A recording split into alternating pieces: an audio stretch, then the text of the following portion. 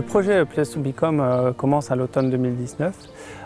Il est basé sur un certain nombre de besoins prioritaires qui ont été identifiés, notamment la lutte contre la précarité et l'exclusion dans les quartiers du centre-ville. Cette envie que les quartiers soient réappropriés par ses habitants. La nécessité d'avoir un travail coordonné et transversal entre les différents acteurs qui interviennent et une communication positive de celle-ci. De transmettre des compétences pour gérer durablement les espaces verts.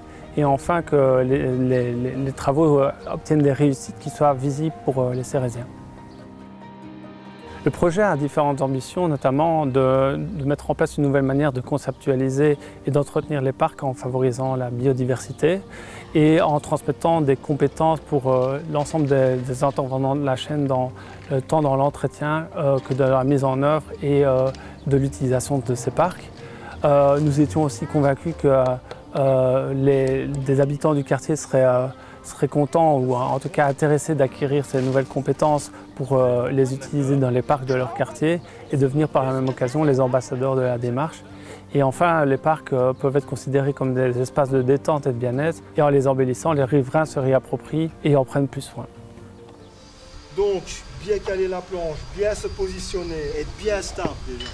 On la met ici. Allez. Avec Natagora, nous avons tout d'abord mis en place des séances d'information. Nous avons invité toutes les personnes susceptibles de prétendre au contrat pour leur expliquer tant le projet que le poste proposé.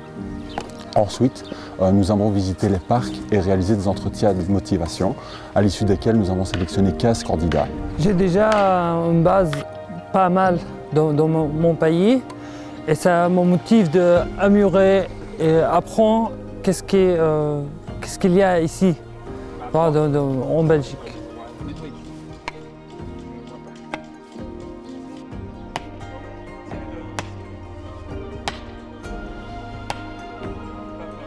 Dans le cadre d'un projet de lutte contre la pauvreté urbaine, l'avantage du contrat article 60, c'est justement de permettre de cibler une frange de la population qui est très précarisée.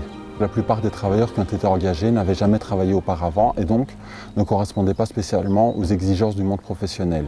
De surcroît, ça a permis de faire naître certaines vocations chez les travailleurs, parce que certains venaient du monde administratif, du monde du bâtiment et ne se verraient à l'issue de ce contrat dans aucun autre secteur que le secteur des parcs et jardins. J'ai appris plein de choses. En première, c'est la vie de seul, et pourquoi elle était importante pour nous, pour nos enfants. J'ai appris toutes les techniques de fauchage, de préparer des sols, des prairies fleuries, des effets de but et tout.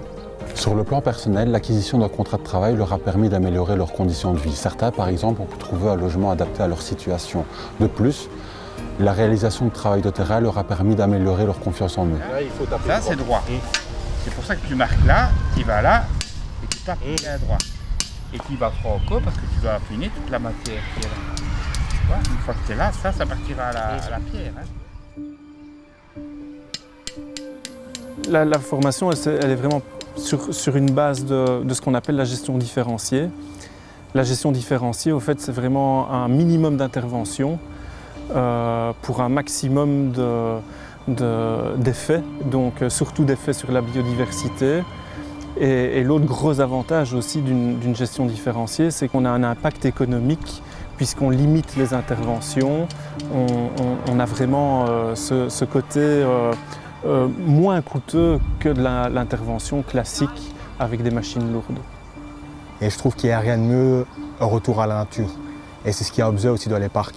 Et lorsque j'ai appris que c'était en gestion différenciée et qu'on allait travailler de manière naturelle pour préserver l'écologie et ainsi que réapprendre une nouvelle façon de travailler hors normes, c'est ce qui m'a motivé.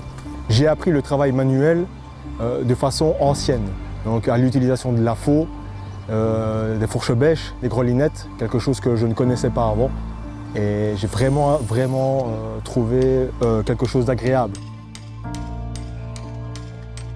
Tout d'abord, j'ai envie de dire que les travailleurs, ils ont, de par cette formation, réussi à récupérer un rythme de vie, un rythme de travail. On a beaucoup travaillé à l'esprit de groupe et à la cohésion par cette tendance à vouloir mettre à l'horizontale. Il n'y a pas de hiérarchie Et on fait appel beaucoup à l'intelligence collective, donc voilà, c'est vraiment une évolution super bénéfique à tous les points de vue.